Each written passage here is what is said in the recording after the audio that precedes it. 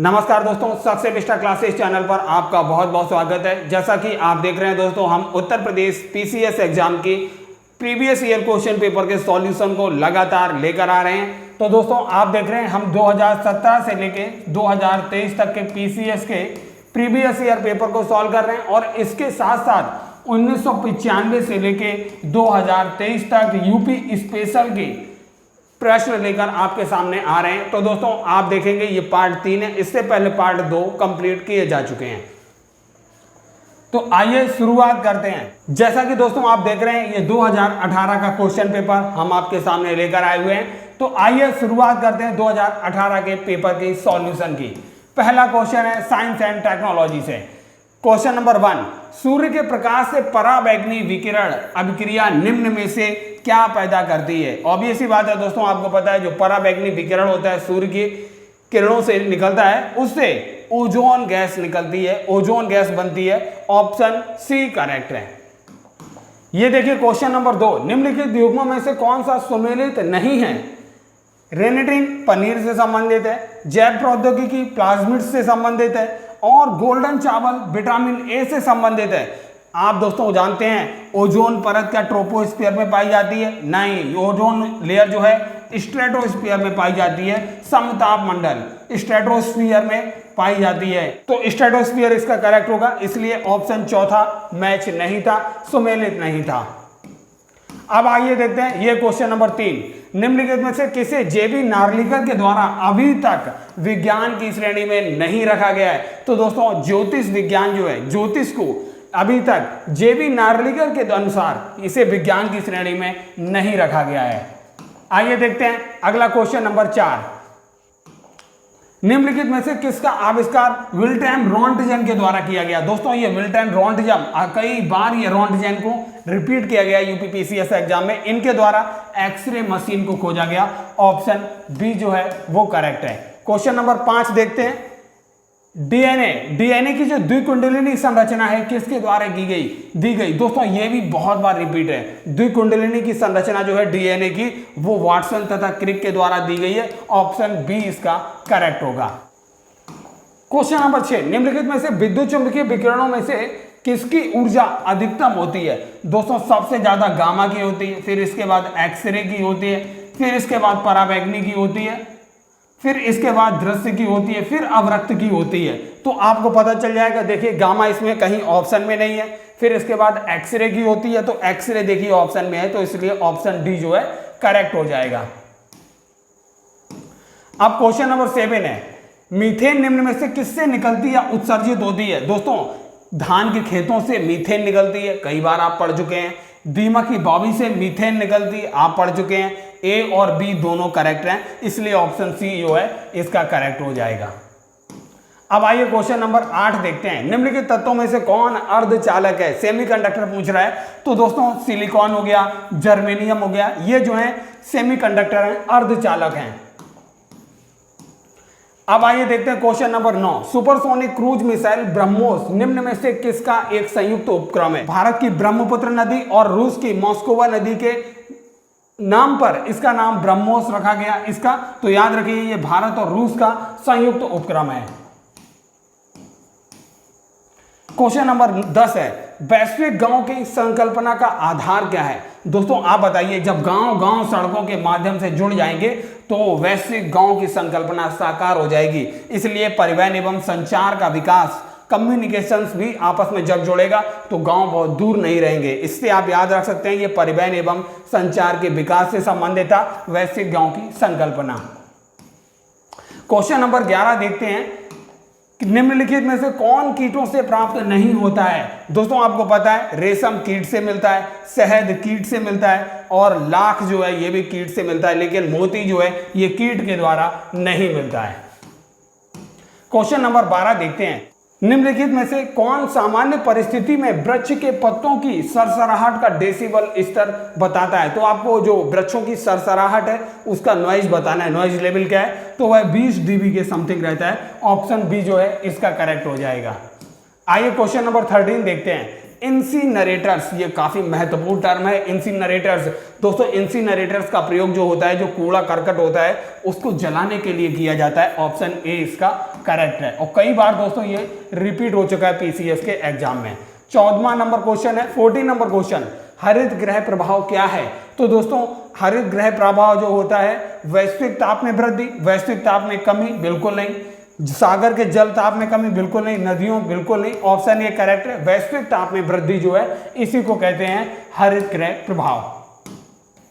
Question number 15, निम्नलिखित में से कौन प्राकृतिक गैस का मुख्य भाग है? तो प्राकृतिक गैस का मुख्य भाग कौन सा है? CH4। CH4 जो है ये प्राकृतिक गैस का मुख्य भाग है। मीथेन, ऑप्शन डी इसका करेक्ट हो जाएगा।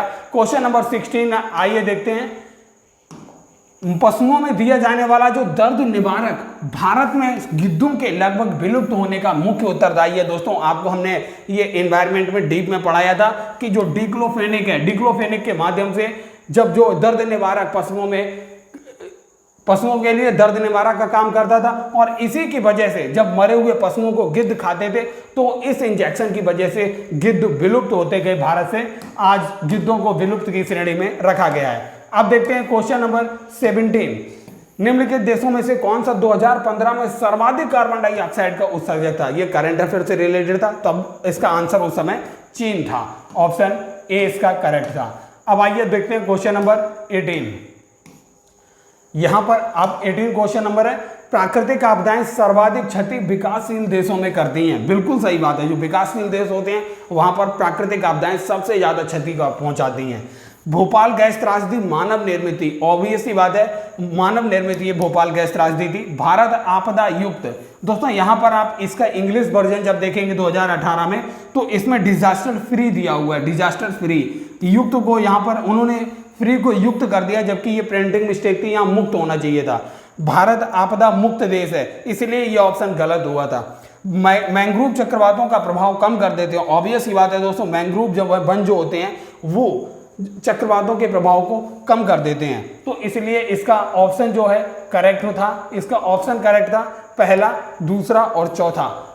आइए देखते हैं क्वेश्चन नंबर 19, निम्नलिखित में से किसका वेग अधिकतम होता है? ऑब्वियस ही बात है दोस्तों, सबसे ज्यादा वेग किसका होता है? लाइट का सबसे ज्यादा वेग होता है, बी करेक्ट है। क्वेश्चन नंबर 20 देखते हैं। 20 क्वेश्चन नंबर में ग्राफीन क्या है? दोस्तों आपको पता है कार्बन जो है, कार्बन का नैनो प्रतिरूप जो होता है, नैनो प्रतिरूप को ही कहते हैं ग्राफीन।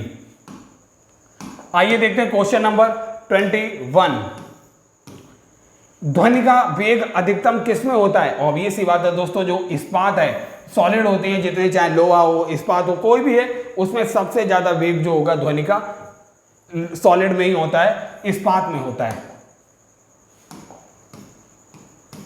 क्वेश्चन नंबर 22, धुआं में आंखों को प्रभावित करने वाला कौन सा शक्तिशाली उत्तेज्य होता है? जो दोस्तों पैराक्सी एसिटाइल नाइट्रेट होता है, पैराक्सी एसिटाइल नाइट्रेट यही होता है जो आंखों में उत्तेजना उत्पन्न करता है, धुएं के अंदर होता है ये। क्वेश्चन नंबर 23 देखते हैं, निम्नलिखित में से कौन विटामिन सी का सबसे अच्छा स्रोत है? दोस्तों विटामिन सी का सबसे अच्छा स्रोत क्या होगा? आंवला होगा विटामिन सी का सबसे अच्छा स्रोत। और विटामिन सी जो है, विटामिन सी की कमी से कौन सा रोग हो जाता है? विटामिन सी की कमी से स्कर्वी रोग हो जाता है। और इसका रासायनिक नाम क्या होता है? रासायनिक नाम एस्कॉर्बिक एसिड होता है, एस्कॉर्बिक एसिड। दोस्तों हम जो जीके की ट्रिक श्रृंखला चला रहे हैं उसमें ये सारे हम कवर कर चुके हैं, वहां पे जाके आप देख सकते हैं। और जीके की जो ट्रिक श्रृंखला सक्सेस विस्टा क्लासेस के द्वारा चलाई जा रही है, आप वहां भी जाकर ये ट्रिक सेशन को देख सकते हैं। अब देखते हैं क्वेश्चन नंबर 24, जो आइंस्टाइन को नोबेल अवार्ड दिया गया था, पूछा जा रहा है जो नोबेल अवार्ड मिला था वह किस सिद्धांत के लिए मिला था आइंस्टाइन को? तो दोस्तों जो प्रकाश विद्युत का सिद्धांत दिया गया था, इसके लिए उनको मिला था, प्रकाश विद्युत के सिद्धांत के लिए आइंस्टाइन को नोबेल अवार्ड दिया गया था। अब देखते हैं क्वेश्चन नंबर 25, निम्नलिखित ऊर्जा स्रोतों में कौन पर्यावरणीय या प्रदूषण नहीं उत्पन्न करता है? ऑब्वियस ही बात है दोस्तों, जो सौर ऊर्जा है इसमें कोई पर्यावरण प्रदूषण नहीं होता है, नाभिकीय ऊर्जा में होता है, पेट्रोलियम में होगा, कोयला में होगा, सौर ऊर्जा में नहीं होता है। ऑप्शन बी जो है इसका करेक्ट है। अब आइए देखते हैं हिस्ट्री से संबंधित क्वेश्चन। क्वेश्चन नंबर 27, निम्न में से सिंधु सभ्यता से संबंधित कौन से केंद्र उत्तर प्रदेश में स्थित हैं? दोस्तों कालीबंगा कहां पर है? राजस्थान के अंदर है, तो ये तो गलत हो गया। लोथल कहां है? गुजरात में है, ये भी नहीं होगा। ऑब्वियस सी बात है, आलमगीरपुर जो है ये यूपी में है और हुलास जो है ये भी यूपी में है।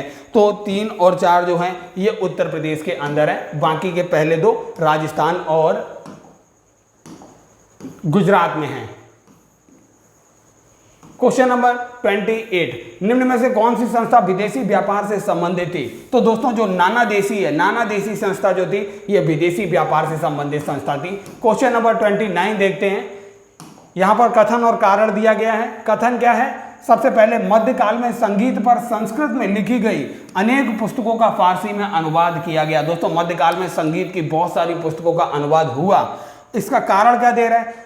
आरंभिक चिश्ती सूफी संत संगीत सभाओं जिन्हें समा कहा जाता था उसके शौकीन थे। ये भी दोस्तों सही है, लेकिन दोस्तों इसकी वजह से ही इनका अनुवाद नहीं किया गया था, इसलिए दोनों स्टेटमेंट अलग अलग करेक्ट हैं, लेकिन एक्सप्लेनेशन गलत है, एक्सप्लेनेशन सही नहीं है। ऑप्शन बी करेक्ट हो गया।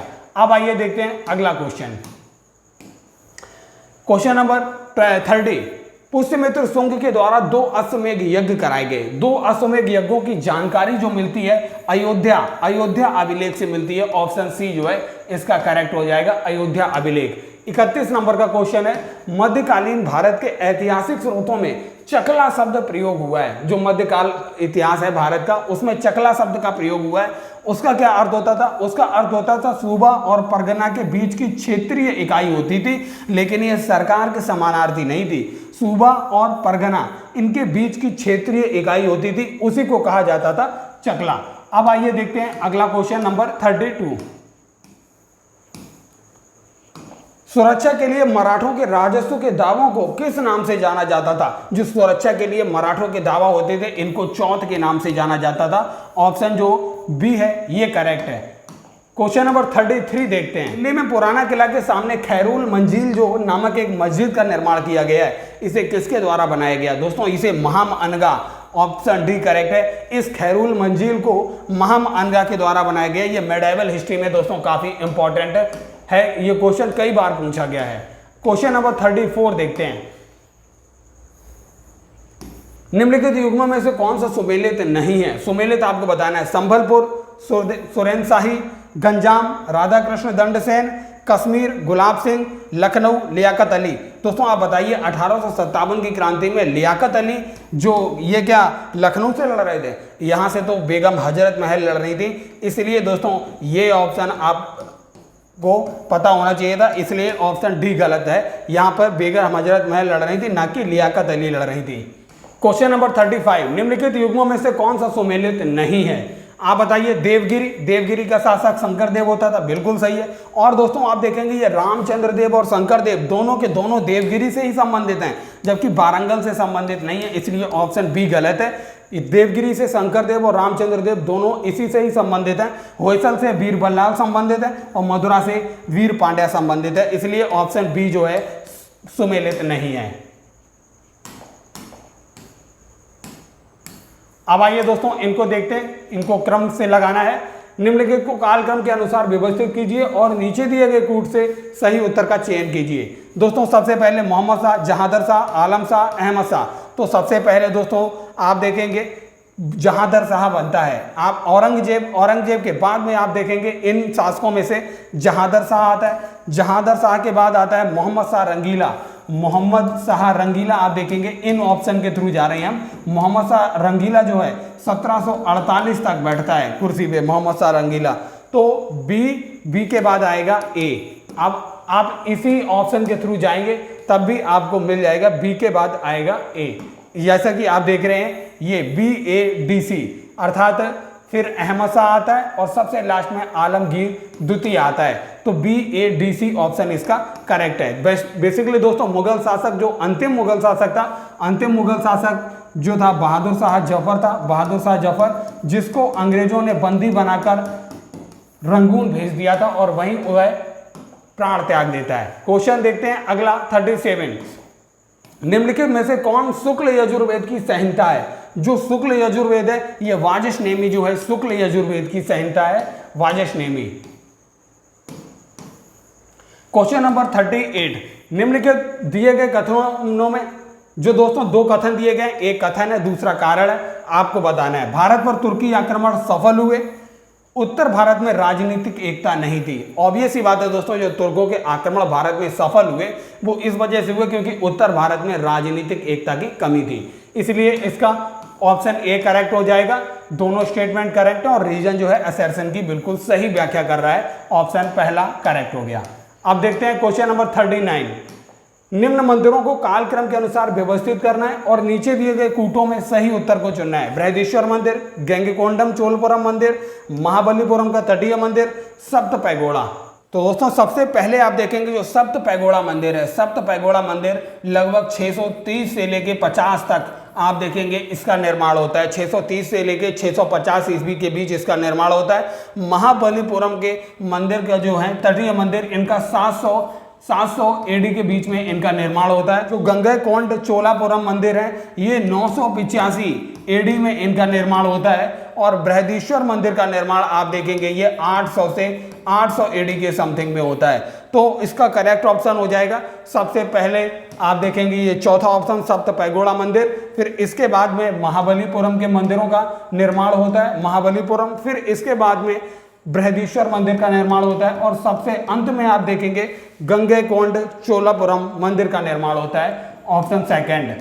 तो ऑब्वियस सी बात है 4 3 1 2 4 3 1 2 जो है बिल्कुल करेक्ट ऑप्शन है। 4 3 1 2 4 3 1 2 ऑप्शन डी जो है इसका करेक्ट हो जाएगा। अब आइए दोस्तों 40 नंबर का क्वेश्चन है, हाथी गुम्फा का अभिलेख किस शासक के विषय में जानकारी देता है। तो दोस्तों हाथी गुम्फा का अभिलेख जो है ये खारवेल चेदी वंश का शासक है ये खारवेल, इसके बारे में जानकारी देता है। क्वेश्चन नंबर 41 देखते हैं 41, निम्नलिखित किन स्थानों में मध्य पाषाण काल में पशुपालन के प्रमाण मिलते हैं। तो दोस्तों बागोर जो है यहां से हमको मिलते हैं पशुपालन के प्रमाण। अब आइए देखते हैं 42वां क्वेश्चन नंबर, निम्नलिखित युग्मों में से कौन सुमेलित नहीं है। अदीना मस्जिद मांडू में नहीं है दोस्तों, अदीना मस्जिद ये जो है मालदा में है। मालदा कहां पर है, वेस्ट बंगाल के अंदर है, इसलिए पहला ही ऑप्शन गलत है, इनकरेक्ट है। बाकी लाल दरवाजा मंदिर जौनपुर उत्तर प्रदेश में ही है, दाखिल दरवाजा मंदिर गौड़ में है और 3 दरवाजा मंदिर अहमदाबाद के अंदर है। तो बाकी के ऑप्शन करेक्ट हैं, जबकि अदीना मस्जिद मांडू में ना होकर ये जो है वेस्ट बंगाल मालदा में है। ऑप्शन क्वेश्चन नंबर 43 देखते हैं, निम्नलिखित युग्मों में कौन सम्मिलित नहीं है। ध्रुवदास, भगत नामावली, नाभादास, भक्तमाल, रसखान। रसिक प्रिया दोस्तों जो केशव दास की है ना कि रसखान की है, इसलिए ऑप्शन सी गलत हो गया। उस्मान चित्रावली ये सही है। ध्रुवदास की भगत नामावली, नाभादास की भक्तमाल और उस्मान की चित्रावली, इसलिए ऑप्शन सी गलत हो गया। अब आइए दोस्तों भारतीय राष्ट्रीय आंदोलन मॉडर्न हिस्ट्री के क्वेश्चन देखते हैं। क्वेश्चन नंबर 44, निम्न गवर्नर जनरलों में से किसने कांग्रेस को अत्यधिक अल्पसंख्यक लोगों का प्रतिनिधित्व करने वाली कहकर उसका उपहास किया। दोस्तों आपको पता है 1885 में जब कांग्रेस का गठन होता है किसके द्वारा, एक रिटायर्ड अंग्रेज ऑफिसर एयो ह्यूम के द्वारा होता है, एयो ह्यूम के द्वारा। उस समय आप देखेंगे WC बनर्जी जो थे इसके पहले अध्यक्ष थे, भारतीय राष्ट्रीय कांग्रेस के पहले अध्यक्ष, और इसमें 72 कैंडिडेट ने पार्टिसिपेट किया था। जो पहले मीटिंग हुई थी बॉम्बे के ग्वालियर टैंक में, आप देखेंगे गोकुलदास तेजपाल संस्कृत कॉलेज में इसकी मीटिंग होती है पहली। उस समय जो था गवर्नर जनरल लॉर्ड डफरिन था, इसलिए डफरिन कांग्रेस को दोस्तों कई गरम दल के नेताओं जो रहे, गरम दल के लीडर्स ने इसे डफरिन के दिमाग की उपज भी बोला है, तो इसलिए इसका ऑप्शन ए करेक्ट हो जाएगा। क्वेश्चन नंबर 45 देखते हैं, नीचे दिए गए कथन ए तथा दूसरा उसका रीजन दिया गया, आपको बताना है। 1946 में मुस्लिम लीग में कैबिनेट प्लान के लिए दी गई अपनी स्वीकृति वापस ले ली, बिल्कुल सही स्टेटमेंट है। 1946 में गठित अंतरिम सरकार में मुस्लिम लीग शामिल हुई थी, यह भी सही है। तो दोस्तों इसका ऑप्शन जो है दूसरा करेक्ट हो जाएगा कि दोनों सही है लेकिन रीजन असर्शन की सही व्याख्या नहीं करता है। अब आइए देखते हैं क्वेश्चन नंबर 46, निम्नलिखित घटनाओं को कालक्रम के अनुसार व्यवस्थित करना है। हंटर आयोग सबसे पहले देखते हैं, वुड का घोषणा पत्र सबसे पहले कब आता है, वुड का घोषणा पत्र आता है 1854 में। हंटर आयोग कब आता है, 1878 के करीब आता है। और सैडलर आयोग 1917 में बनता है, जबकि सार्जेंट योजना की शुरुआत होती है 1944 के लगभग होती है। तो इससे आपको आइडिया लग गया। सबसे पहले क्या आया, सबसे पहले वुड का घोषणा पत्र सी, इसके बाद हंटर आयोग ए, फिर इसके बाद बी आएगा और सबसे लास्ट में आया डी। तो CABD जो है इसका करेक्ट ऑप्शन हो जाएगा CABD। CABD, इसलिए ऑप्शन डी जो है वो करेक्ट है। क्वेश्चन नंबर 47, निम्नलिखित नेताओं में से किसने क्रांतिकारी संगठन जो था अभिनव भारत समाज जो है, अभिनव भारत समाज के संस्थापक विनायक दामोदर सावरकर के द्वारा 1857 की क्रांति, इनके द्वारा किताब लिखी गई विनायक दामोदर सावरकर, इसका ऑप्शन बी जो है वो करेक्ट है। क्वेश्चन नंबर 48 देखते हैं। दोस्तों आपको बताना है इनमें कौन जो है सुमेलित नहीं है, कौन सा सुमेलित नहीं है। संथाल विद्रोह 1855 में होता है, बिल्कुल सही है। कोल विद्रोह 1831 में होता है, ये भी सही है। खासी विद्रोह 1829 में होता है, ये भी सही है। अहोम विद्रोह 1815 में ना होकर 1828 और से लेकर 30 तक के बीच में होता है, 1828 से 30, इसलिए ऑप्शन डी अहोम विद्रोह गलत था। तो आइए देखते हैं क्वेश्चन नंबर 49। शुरुआत होती है भारतीय राज व्यवस्था इंडियन पॉलिटी की। क्वेश्चन नंबर 49, भारत के संविधान की प्रस्तावना में कितने प्रकार के न्याय, स्वतंत्रता, समानता और भ्रातृत्व का उल्लेख किया गया है। दोस्तों आपको पता है सामाजिक, आर्थिक और राजनीतिक न्याय की बात की गई है। राजनीतिक तो 3 प्रकार के तो न्याय हो गए, सामाजिक, आर्थिक और राजनीतिक। देखिए न्याय 3 प्रकार के कहाँ दिए गए, यहाँ नहीं दिए गए हैं, यहाँ भी नहीं है, यहाँ भी नहीं है। आपको अगर न्याय ही पता है तब भी ऑप्शन 1 करेक्ट कर देंगे। 5 प्रकार की स्वतंत्रताएं हैं, समानताएं जो हैं 2 प्रकार की समानताएं हैं और एक भ्रातृत्व जो बंधुता है वह 1 प्रकार का भ्रातृत्व है। तो इसलिए ऑप्शन ए इसका करेक्ट हो जाता है। 2017 के राष्ट्रपति चुनाव में जो यूपीए की ओर से कौन उम्मीदवार था दोस्तों, सुश्री मीरा कुमार जी को यूपीए के द्वारा उम्मीदवार चयनित किया गया था। तब रामनाथ कोविंद जी विजयी हो गए थे, राष्ट्रपति के चुनाव को उन्होंने जीता था। 51 नंबर क्वेश्चन है, निम्नलिखित में से कौन सा भारत में भाषा के आधार पर बना पहला राज्य है। दोस्तों तेलुगु भाषा के आधार पर सबसे पहले आप देखेंगे 1953 के अंदर आंध्र प्रदेश का गठन किया जाता है। ऑप्शन सी जो है बिल्कुल करेक्ट है। क्वेश्चन नंबर 52 देखते हैं, निम्नलिखित में से कौन एक संविधानेतर संस्था है। संविधान से इतर का मतलब होता है जिसका वर्णन संविधान में नहीं किया गया है। तो ऑब्वियस सी बात है नीति आयोग, पहले यह योजना आयोग होता था, नीति आयोग जो है अभी वर्तमान में नीति आयोग है, यह जो एक संविधान से इतर संस्था है। अब आइए देखते हैं 53 क्वेश्चन, सरकारिया आयोग की संस्तुतियां निम्नलिखित में से किससे संबंधित है। सरकारिया आयोग दोस्तों मोस्ट इंपॉर्टेंट है, कुछ ना कुछ इससे रहता ही है और बेसिक सा क्वेश्चन रहता है, केंद्र राज्य संबंध से संबंधित है ये सरकारिया आयोग। क्वेश्चन नंबर 54 देखते हैं, सर्वप्रथम संसदात्मक सरकार किस देश में आरंभ की गई। तो संसदात्मक सरकार सबसे पहले ग्रेट ब्रिटेन यूके में शुरू हुई थी। ऑप्शन ए इसका करेक्ट हो जाएगा। 55 क्वेश्चन नंबर देखते हैं, निम्नलिखित में से किसके संबंध में राज्यसभा अनन्य अधिकार रखती है। दोस्तों आपको पता है अगर कोई अखिल भारतीय सेवा का सृजन करना है या संस्तुति करना हो तो उसके लिए राज्यसभा के पास जो है एक यूनिक पावर है जो लोकसभा के पास में नहीं है। क्वेश्चन नंबर 56 देखते हैं, भारत के संविधान में किस भाग में हमें नागरिकता से संबंधित प्रावधान है। दोस्तों हम आपको बता चुके हैं भारत का जो संघ एवं राज्य क्षेत्रों का वर्णन भाग 1 में किया गया है, नागरिकता से संबंधित जो प्रावधान किए गए हैं वे भाग 2 में किए गए हैं और भारत के नागरिकों के मौलिक अधिकारों का वर्णन जो है भाग 3 में है। इसके बाद जो डीपीएसपी आते हैं, डीपीएसपी आप देखेंगे भाग 4 में है। इसके बाद मौलिक कर्तव्यों का वर्णन जो है, फंडामेंटल ड्यूटीज का वर्णन जो होता है वो भाग 4 का में होता है और भाग 5 में होता है संघ से संबंधित वर्णन किया गया है। तो दोस्तों आप देखेंगे इतने भाग जो हैं महत्वपूर्ण है, लगातार आपसे एग्जाम में पूछे जाते हैं। 57 क्वेश्चन नंबर है, भारतीय संविधान में भारत की आधिकारिक भाषा से जुड़े प्रावधानों में संसद संशोधन कर सकती है। दोस्तों जो आधिकारिक भाषा है उससे संबंधित जो प्रावधान है उसमें संसद केवल 2/3 बहुमत के द्वारा ही संशोधन कर सकती है। ऑप्शन दूसरा करेक्ट है। क्वेश्चन नंबर 58 देखते हैं, बिना अनुमति के कितने दिन संसद में अनुपस्थित रहने पर किसी सांसद को अयोग्य घोषित किया जाता है। तो 60 दिनों तक अनुपस्थित रहने पर उसकी संसद सदस्यता खत्म हो जाती है। क्वेश्चन नंबर 59 देखते हैं, समलैंगिक संबंधी सर्वोच्च न्यायालय का निर्णय निम्नलिखित में से किससे संबंधित है? जो समलैंगिकता से संबंधित एक निर्णय आया था, तो दोस्तों भारतीय दंड संहिता की धारा 377 से संबंधित था। ऑप्शन ए इसका करेक्ट था। क्वेश्चन नंबर 60 देखते हैं। राज्य के नीति निर्देशक तत्व सहज अध्ययन के लिए निम्न में से कौन से भागों में विभाजित किए जा सकते हैं? दोस्तों समाजवादी जो डीपीएसपी उन्हें समाजवादी भाग हैं, उसमें उदार बौद्धिकतावादी हैं और गांधीवादी। तो उपरोक्त तीनों जो हैं ये डीपीएसपी, इनको इतने पार्ट में विभाजित कर दिया गया है। अब आइए भारतीय अर्थव्यवस्था से संबंधित क्वेश्चन देखते हैं। वर्तमान में जनसंख्या के सुखों का परित्याग किए बिना भविष्य के लिए ऊर्जा तथा अन्य संसाधनों की बचत करना कौन सी अवधारणा है? तो दोस्तों आपको पता है ये संपोषणीय विकास है। इसका ऑप्शन सी करेक्ट है। संपोषणीय विकास की अवधारणा यही कहती है।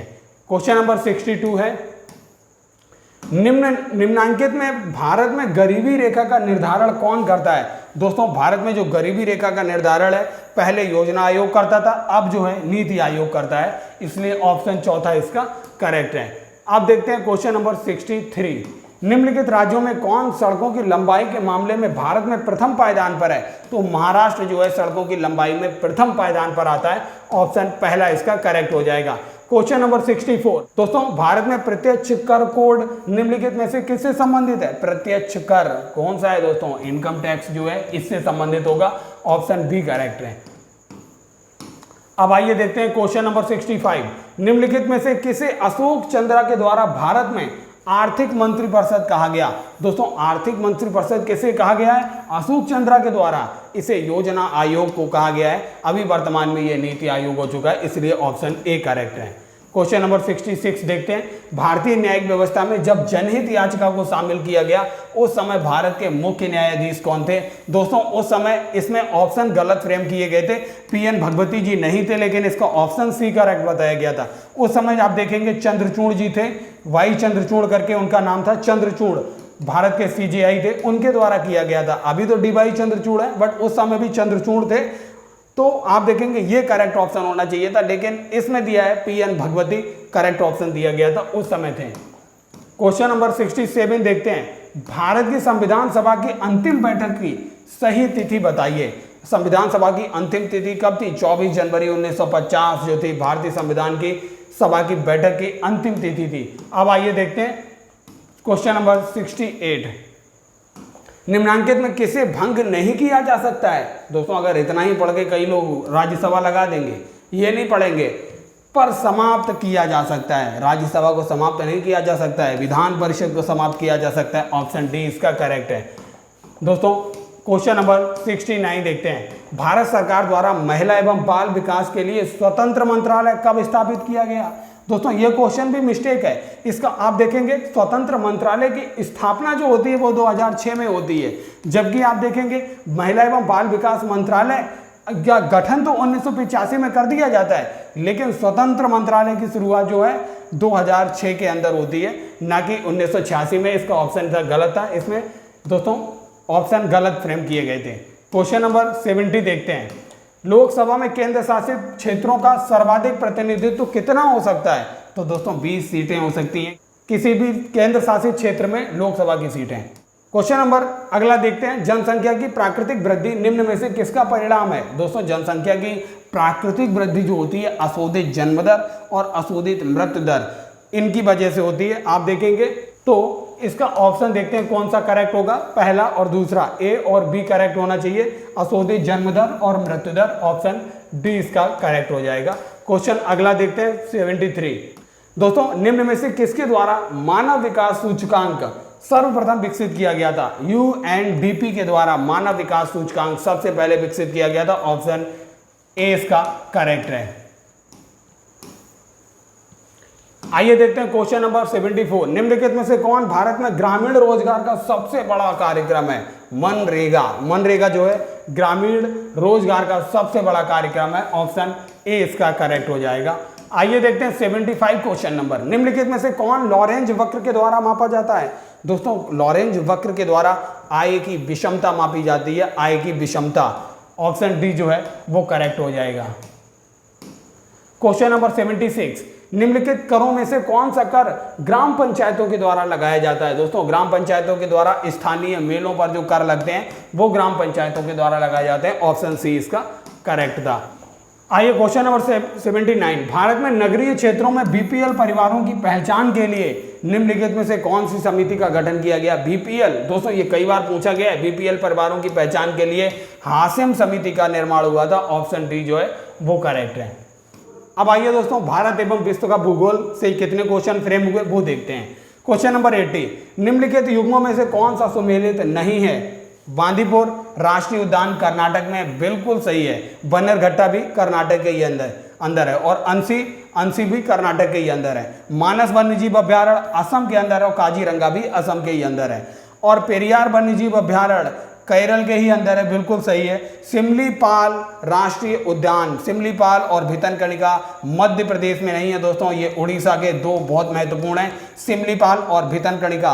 और मध्य प्रदेश का आपको पता है कूनो नेशनल पार्क काफी चर्चा में रहा, कान्हा, पन्ना और बांधवगढ़, गोविंद, ये सारे के सारे मध्य प्रदेश में है, जबकि सिमलीपाल जो है उड़ीसा में है, इसलिए ऑप्शन डी जो है सुमेलित नहीं था। क्वेश्चन नंबर 81 देखते हैं, भारत के निम्नलिखित राज्यों में किसकी तटरेखा सबसे लंबी है? दोस्तों आपको पता है गुजरात राज्य जो है इसकी तटरेखा सबसे लंबी है।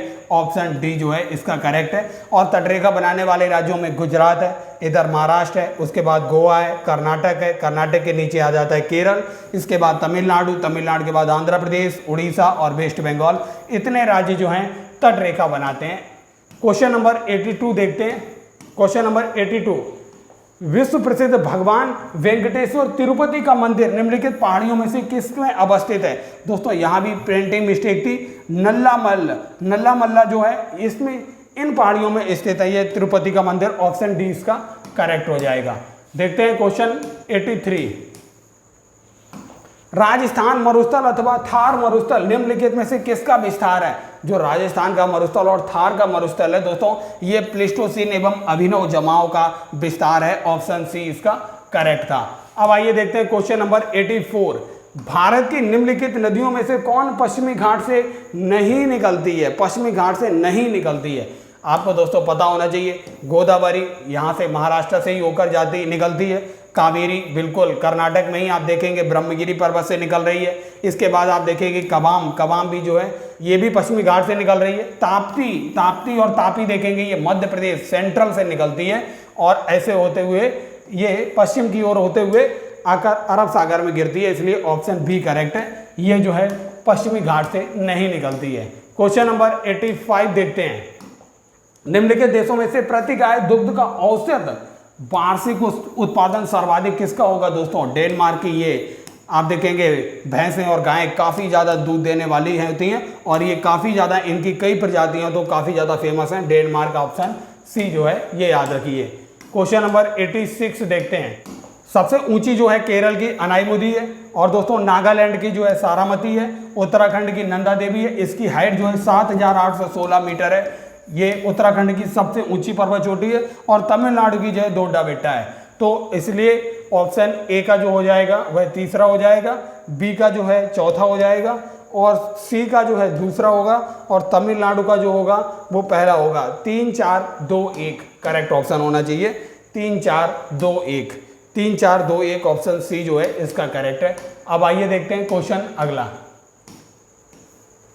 क्वेश्चन नंबर 87, निम्न घटनाओं पर विचार करना है और पहला सरीसृप, पहला कीट, कवच वाले जीव और पहला स्तनधारी। आपको इनके ग्रोइंग का सीक्वेंस बताना है कि सबसे पहले कौन आया, उसके बाद कौन आया, फिर उसके बाद कौन आया। तो सबसे पहले दोस्तों कवच वाले जीव आते हैं, तीसरा नंबर हो गया। फिर इसके बाद आते हैं कीट, दूसरा हो गया। फिर आते हैं दोस्तों ये सरीसृप, फिर सबसे लास्ट में आते हैं स्तनधारी। तो 3 2 1 4 जो होगा इसका करेक्ट हो जाएगा। 3 2 1 4 3 2 1 4 इसका ऑप्शन सी जो है वो करेक्ट है। अब आइए देखते हैं अगला क्वेश्चन। क्वेश्चन नंबर 88, सबसे अधिक स्थिर पारिस्थितिकी तंत्र कौन सा होता है? दोस्तों जो समुद्री पारिस्थितिकी तंत्र है वह सबसे ज्यादा स्थिर पारिस्थितिकी तंत्र होता है। ऑप्शन ए जो है पहला करेक्ट हो जाता है। अब आइए देखते हैं अगला क्वेश्चन 89, निम्नलिखित ग्रहों में कौन जीवन के अस्तित्व के लिए उपयुक्त हो सकता है? जीवन के अस्तित्व के लिए दोस्तों आपको पता है कई सारे नासा और हमारे इसरो के वैज्ञानिक भी मंगलयान छोड़ रहे हैं, तो मंगल ग्रह पर जीवन की उपयुक्त दशाएं मिलने के आसार मिल रहे हैं। क्वेश्चन नंबर 90 देखते हैं, निम्नलिखित में से कौन भारत की सबसे ऊंचा जलप्रपात है? दोस्तों सबसे ऊंचा जो जलप्रपात है, कोचिकल जलप्रपात है दोस्तों, ये वराहा नदी पर है। वराहा नदी पर है ये, और इसकी हाइट जो है 455 मीटर है। वहीं आप देखेंगे इसके बाद जो है 260 मीटर के अराउंड इसकी हाइट है। जो जलप्रपात ये शरावती नदी के ऊपर है, शरावती नदी। तो याद रखिए सबसे ऊंचा जो है कोचिकल जलप्रपात है। ऑप्शन बी जो है इसका करेक्ट हो जाएगा। अब देखते हैं 91 क्वेश्चन नंबर, वनस्पति जलवायु का सही सूचक कौन सा होता है? दोस्तों आपने जियोग्राफी में ये वनस्पति का वर्गीकरण पढ़ा होगा, कोपेन का वर्गीकरण आपने पढ़ा होगा। तो वनस्पति जलवायु का सही सूचक है, यह कथन किसके द्वारा दिया गया? कोपेन के द्वारा दिया गया।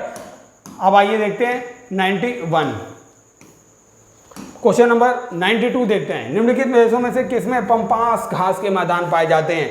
दोस्तों पंपास किसमें पाए जाएंगे? अर्जेंटीना के अंदर पाए जाएंगे। और यूरोप और एशिया वाले रीजन में जो होते हैं वहां पर स्टेपीज घास के मैदान पाए जाते हैं, स्टेपीज। और प्रेरीज घास के मैदान कहाँ मिलेंगे? प्रेरीज घास के मैदान ये नॉर्थ अमेरिका के ऊपर, नॉर्थ अमेरिका में मिलेंगे प्रेरीज घास के मैदान। वहीं आप देखेंगे डाउन्स जो हैं ऑस्ट्रेलिया के अंदर मिलते हैं, डाउन्स। और आप देखेंगे सवाना जी हैं, ये अफ्रीका के अंदर घास का मैदान है, सवाना। और वेल्स आप देखेंगे, वेल्स दक्षिण अफ्रीका के अंदर है, वेल्स घास के मैदान। वेल्स जो हैं घास के मैदान ये हैं साउथ अफ्रीका के अंदर मिलते हैं। तो इतने घास के मैदान भी आपको याद रखना है। 93 क्वेश्चन नंबर देखते हैं, निम्नलिखित युग्मों में कौन सुमेलित नहीं है आपको बताना है? मरुस्थल और देश, जो सोनोरन है वह संयुक्त राज्य अमेरिका में है। तकलामकन चीन के अंदर है, बिल्कुल सही है। कराकुम जो है तुर्कमेनिस्तान के अंदर है, बिल्कुल सही है। गिब्सन दोस्तों ब्राजील में नहीं है, गिब्सन जो है ये ऑस्ट्रेलिया के अंदर है, गिब्सन ऑस्ट्रेलिया, याद रखिए ऑस्ट्रेलिया के अंदर है गिब्सन, जो डिजर्ट है गिब्सन ऑस्ट्रेलिया के अंदर है। अब आइए देखते हैं क्वेश्चन अगला 94। अगला क्वेश्चन, स्वेज नहर के बन जाने के पश्चात भारत और यूरोप के मध्य जो सामुद्रिक दूरी में कितनी कमी आई है? भारत और यूरोप के मध्य 7000 किलोमीटर की कमी आई है दोस्तों। ऑप्शन जो है इसका बी करेक्ट हो जाएगा। क्वेश्चन नंबर 96, निम्नलिखित भारतीय मौसम मुख्यालयों को उनकी स्थापना के कालक्रम में व्यवस्थित करना है। नीचे दिए गए कूट से अपना सही उत्तर चुनिए। दोस्तों सबसे पहले 1871 में ये कोलकाता में मौसम मुख्यालय की स्थापना होती है। इसके बाद जो होता है शिमला के अंदर होती है, बी के बाद सी, फिर इसके बाद आता है डी, पुणे में होती है तो डी आता है, फिर इसके बाद सबसे अंत में होगा नई दिल्ली ए। तो बी सी डी ए जो है इसका ऑप्शन करेक्ट हो जाएगा, B C D A, option D जो है करेक्ट हो जाएगा। आइए देखते हैं क्वेश्चन अगला, क्वेश्चन नंबर 97, निम्न में से कौन सा कथन सही नहीं है? दोस्तों काली मिट्टी है, इसको स्थानीय भाषा में रेगुर कहा जाता है, बिल्कुल सही स्टेटमेंट है। क्रेब्स के अनुसार रेगुर मिट्टी अनिवार्य रूप से एक परिपक्व मिट्टी होती है, बिल्कुल सही का स्टेटमेंट है। काली मिट्टी में आर्द्रता नमी धारण करने की उच्च क्षमता होती है, यह भी स्टेटमेंट बिल्कुल सही है। अब इसका चौथा स्टेटमेंट देखते हैं, काली मिट्टी हिमालय क्षेत्र में पाई जाती है, यह बिल्कुल गलत है। काली मिट्टी जो होती है गुजरात में पाई जा रही है, गुजरात के बाद महाराष्ट्र में मिलती है, महाराष्ट्र के अलावा आप देखेंगे कर्नाटक में भी मिलती है। तो ऐसे रीजन है जहां पर ये काली मिट्टी मिल रही है, लेकिन यहाँ हिमालय के क्षेत्र में नहीं पाई जाती है, इसलिए ऑप्शन डी जो है इसका सुमेलित नहीं है, बिल्कुल गलत है। क्वेश्चन नंबर 98, मैकमोहन रेखा किन देशों के बीच है? दोस्तों आपको पता है मैकमोहन रेखा भारत और चीन के बीच है, मैकमोहन लाइन। क्वेश्चन नंबर 99, निम्नलिखित नदियों में से किसके मुहाने पक्षी के पंजे की आकृति वाले डेल्टा बनाते हैं? तो दोस्तों आपको पता है मिसिसिपी रिवर जो है, ये जो अमेरिका की रिवर है, ये जो है पक्षी के पंजे के आकार की आकृति बनाती है, डेल्टा के निर्माण करती है। क्वेश्चन नंबर 100 देखते हैं, डाचिंगम राष्ट्रीय उद्यान निम्नलिखित में से किससे संबंधित है? जो डाचिंगम राष्ट्रीय उद्यान है दोस्तों कश्मीर में है, और ये हंगुल या कश्मीरी स्टैग के लिए फेमस है। ऑप्शन डी जो है इसका करेक्ट हो जाएगा। क्वेश्चन नंबर 101, निम्नलिखित में कौन मृदा से संबंधित है? तो आपको पता है इडेफिक जो होता है, इडेफिक ये मृदा से संबंधित होता है। इसका ऑप्शन जो हो जाएगा पहला ही करेक्ट हो जाएगा।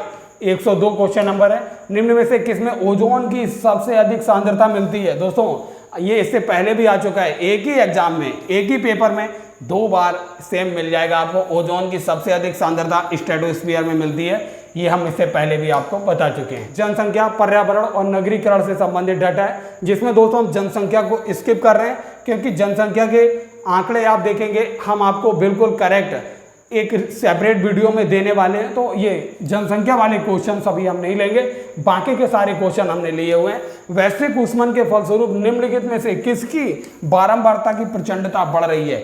और जब दोस्तों ग्लोबल वार्मिंग होगी, वैश्विक ऊष्मन होगा तो चक्रवात बढ़ेंगे, बिल्कुल सही बात है। तूफान बढ़ेंगे, ये भी सही है, और बवंडर भी बढ़ेंगे, ये भी सही है। इसका मतलब ये तीनों के तीनों स्टेटमेंट करेक्ट है, ऑप्शन डी सही है, उपरोक्त सभी।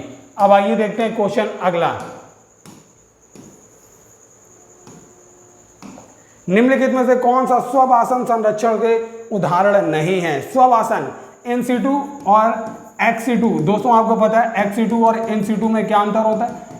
आप देखेंगे अगर दोस्तों आपको स्वभाषण का अर्थ क्या होता है, स्वभाषण का मीन्स होता है ऐसा स्थान, जैसे आपको किसी पक्षी या जानवरों का संरक्षण करना है तो जो उनका प्राकृतिक निवास है, अगर आप वहीं पर सारी व्यवस्थाएं कर दे रहे हो, उनके प्राकृतिक निवास में ही उनके प्राकृतिक निवास को बदल नहीं रहे हो, तो ऐसे को बोलते हैं स्ववासन। मतलब जैसे आप देखेंगे ये जैव मंडल आगार, वनस्पतिक बाग, राष्ट्रीय उद्यान, मतलब यहाँ जहाँ पर ये जीव जंतु पाए जाते हैं यहीं पर इनका संरक्षण का प्रबंध कर दिया जाता है। वहीं आप देखेंगे एक्स2 में क्या हो जाता है, एक्स2 में जैसे पवित्र उपवन, ये जो है पवित्र उपवन हो गए, या हम चिड़ियाघर हो गए, एक्स2 में आ जाते हैं, क्योंकि यहाँ पर हम क्या करते हैं एक स्पेसिफिक प्लेस बनाते हैं और बाहर से लाकर जानवरों को और पक्षियों को रख देते हैं, मतलब है उनका प्राकृतिक आवास नहीं होता है।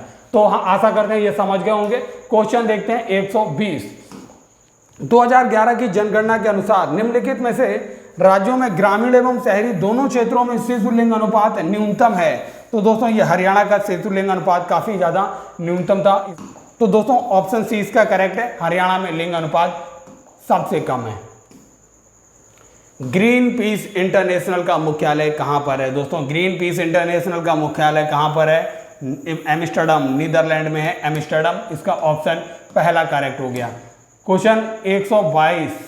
क्वेश्चन अगला देखते हैं, निम्नलिखित में कौन द्वितीयक प्रदूषक है। दोस्तों प्राथमिक और द्वितीयक प्रदूषक में क्या अंतर होता है। प्राथमिक और द्वितीयक प्रदूषक का मीन्स होता है ऐसे, मान लीजिए जैसे धुआं निकला, धुएं से कार्बन डाइऑक्साइड निकली, कार्बन डाइऑक्साइड डायरेक्टली पर्यावरण को प्रदूषित कर देती है, इसका मतलब है प्राथमिक हो गई, मतलब उसे किसी दूसरे से रिएक्ट नहीं करना पड़ेगा पर्यावरण में प्रदूषण करने के लिए। अब आप देखेंगे यहाँ पर जो है ये स्मोक जो है, स्मोक क्या करेगा, जैसे जो गैसेस निकलती हैं, गैसेस निकलने के बाद पर्यावरण में मॉइस्चर है, पर्यावरण के अंदर बहुत सारे रासायनिक तत्व हैं, उनसे जब इनका सम्मेलन होगा, रिएक्शंस होंगे, उसके बाद जब स्मोक बनेगा तब ये पर्यावरण को प्रदूषित करेगी। तो इसका मतलब ये डायरेक्टली नहीं करते हैं, इसलिए इनको द्वितीयक सेकेंडरी कहते हैं, और जो डायरेक्ट कर देते हैं उनको प्राथमिक प्राइमरी कहते हैं। आशा करते हैं आपको समझ में आया होगा, इसलिए इसका ऑप्शन जो है स्मोक करेक्ट हो जाएगा, पहला ऑप्शन।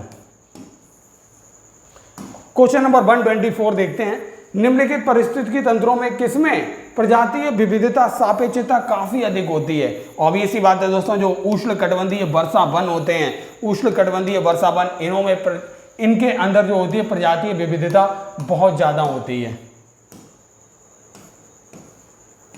क्वेश्चन नंबर 126, जलवायु परिवर्तन पर भारत की प्रथम राष्ट्रीय कार्य योजना कब लोकार्पित की गई। जलवायु परिवर्तन पर जो भारत में दोस्तों 2008 में ये की गई, इसका ऑप्शन जो है बी करेक्ट हो जाएगा। अब आइए देखते हैं 127 नंबर क्वेश्चन, राज्यों में कौन आर्थिक दृष्टि से सबसे ऊपर लेकिन लिंग अनुपात के आधार पर सबसे नीचे है। ऑब्वियस सी बात, हरियाणा लिंग अनुपात में सबसे नीचे है, इसलिए ऑप्शन डी करेक्ट हो जाएगा। 129 क्वेश्चन नंबर है, भारत में बाघ परियोजना कब शुरू हुई। दोस्तों इसमें ये ऑप्शन गलत फ्रेम कर दिया गया था। बाघ योजना दरअसल में भारत में 1973 में शुरू होती है, ना कि 72 में। हाँ, वन्यजीव आप देखेंगे जो वन्यजीव योजना शुरू की गई भारत के अंदर, वह जो है ये 1972 में शुरू की गई थी, जबकि 1973 में बाघ परियोजना शुरू होती है। 130 क्वेश्चन नंबर है, कौन मानव जनित जीवोम का एक उदाहरण है, मतलब मानव के द्वारा निर्मित जीवोम क्या है, फसली भूमि जो है मानव जनित जीवोम है। अब देखते हैं क्वेश्चन 131, निम्नलिखित में कौन सा जानवर बिना पानी पिए सबसे लंबी अवधि तक रह सकता है। जो कंगारू चूहा है ये सबसे लंबी अवधि तक रह सकता है बिना पानी पिए, इसलिए क्वेश्चन का ऑप्शन डी सही है।